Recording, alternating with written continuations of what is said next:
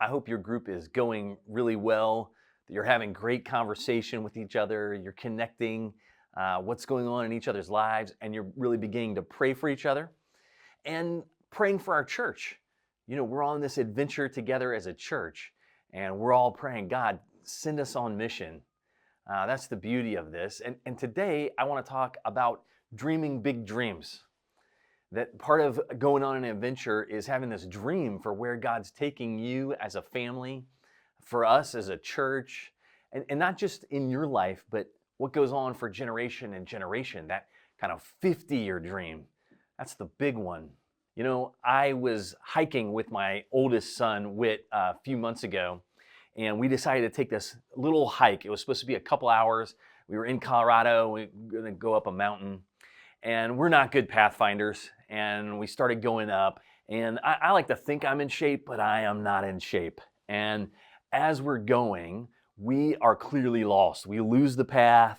We don't know where we're headed. It really is starting to get dark, and I'm getting winded, and I don't want to admit it, so I just get cranky. And I'm going, son, you don't know where we're headed. And he's like, oh no, we'll be fine. We'll figure this out. And I started to get really upset. I was like, we're lost. I don't know where the end of this thing is. And because I don't know where the end is, it's getting dark. And what I really care about is dinner. And I'm not going to get to dinner. And but really I'm winded. And I'm feeling like I'm going to have to take a break. I'm going to have to sit down. I don't know how I'm going to finish this thing. And I start turning to do you have any cell service? Who can we call to get us off this mountain? And finally, we come around the corner. And just as we come around the corner, it's like it's laid out in front of us. We can see the path and how the path snakes back down to the trailhead, and it's gonna be okay. And just when I was losing my sails, and I was like, I'm gonna have to sit down. I'm gonna have to take a rest. I can't do this anymore.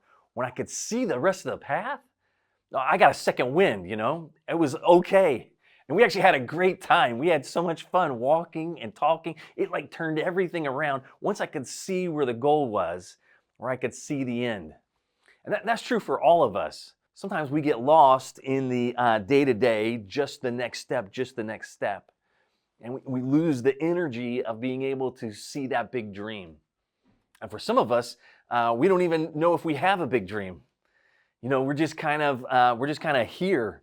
And we're just kind of doing the next thing. Now, there's some good to saying, well, take the next step.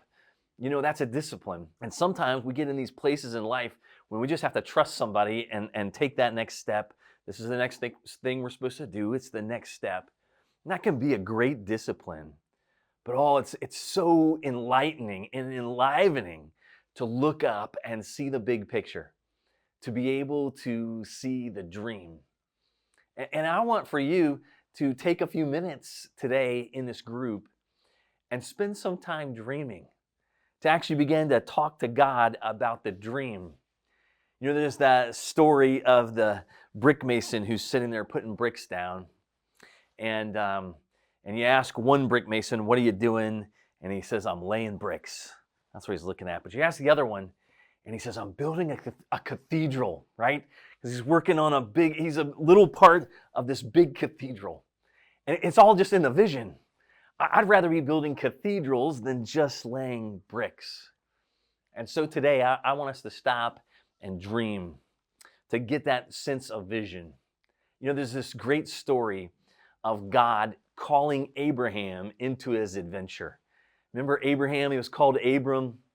And God promised he's going to be the father of multitudes, of generations.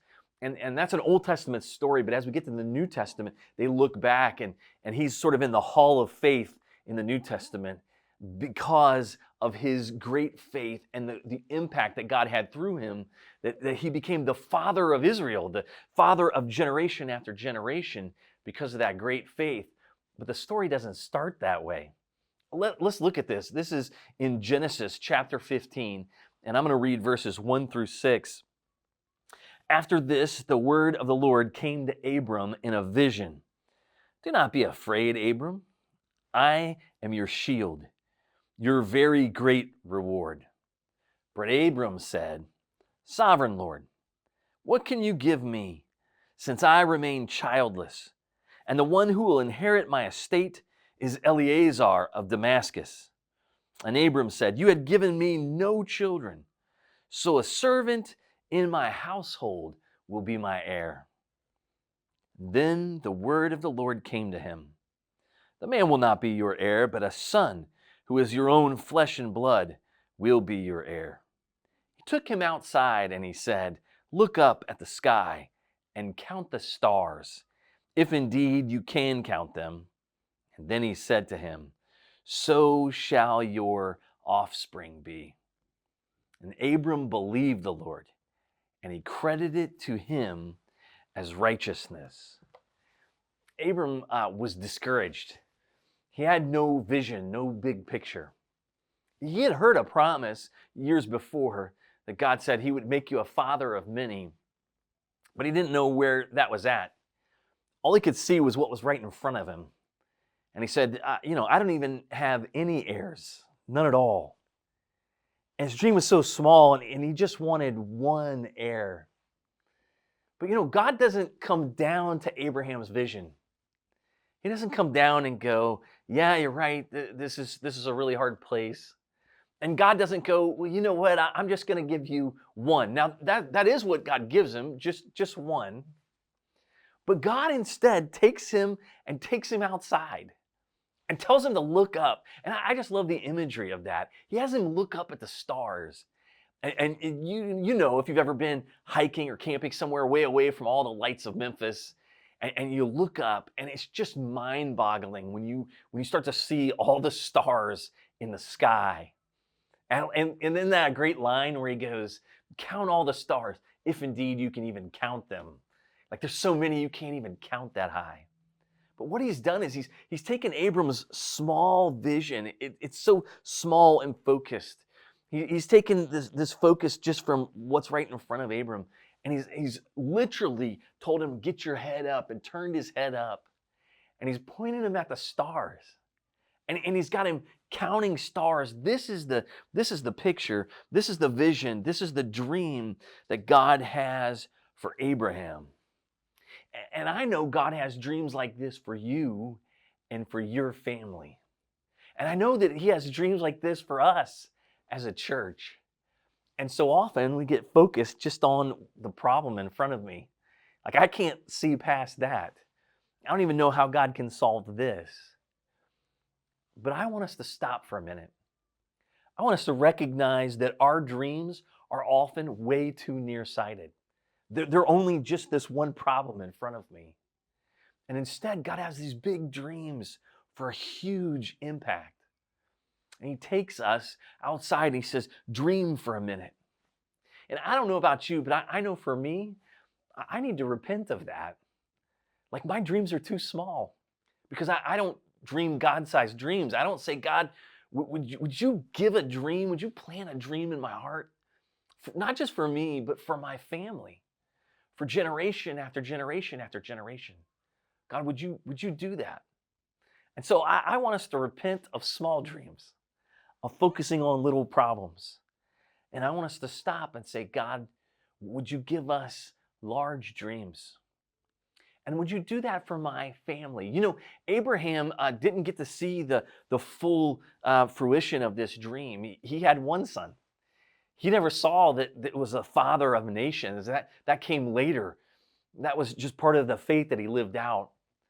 I can imagine that Abraham had no idea the impact that it would have, but God knew. And so God said, "Look at this dream. Look how big this is." So today, let's repent of short-sightedness. Let's stop the small dreams.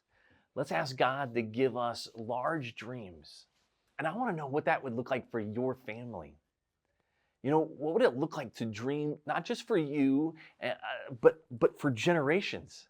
A 50-year dream. What might that look like for your neighborhood and the people around you? I know you're in different places in life, and you have different phases and spots, but God still has dreams for you and for your family. And they're bigger than you often think. I've told this story before, but there's the story of the group of women here in Memphis in the 1920s that used to get together, and it was just a little sewing group. And they called it the happy hour. I don't know what all they did, but they sewed at least, and it was the happy hour. And then they started sewing, and they thought, there's some kids down at this Leith orphanage that need some clothes. And so they started sewing for the kids at the orphanage. Well, that went on for like 15 years. And that was kind of the extent of the vision. But somebody came to them in the 1940s, this same little group growing, and said, I have a dream for us. A dream that not only would we just, provide some clothes for kids, but that we could build a whole hospital that's focused just on children and the need for children in Memphis. 50 years later, the happy hour, that's Laban Ur, right? Labanur is this nationally known hospital for children. Because somebody had a dream that this little sewing circle, I'm sure they looked at each other and thought, what? That's crazy. But somebody had a dream that was a big dream of a big impact. And I wonder what God could do through you and your family 50 years from now. If you put the seeds in place, if you invest now, what might that look like? Where might this adventure take you? I hope you have a great conversation. I hope that God fills your prayers full of dreams.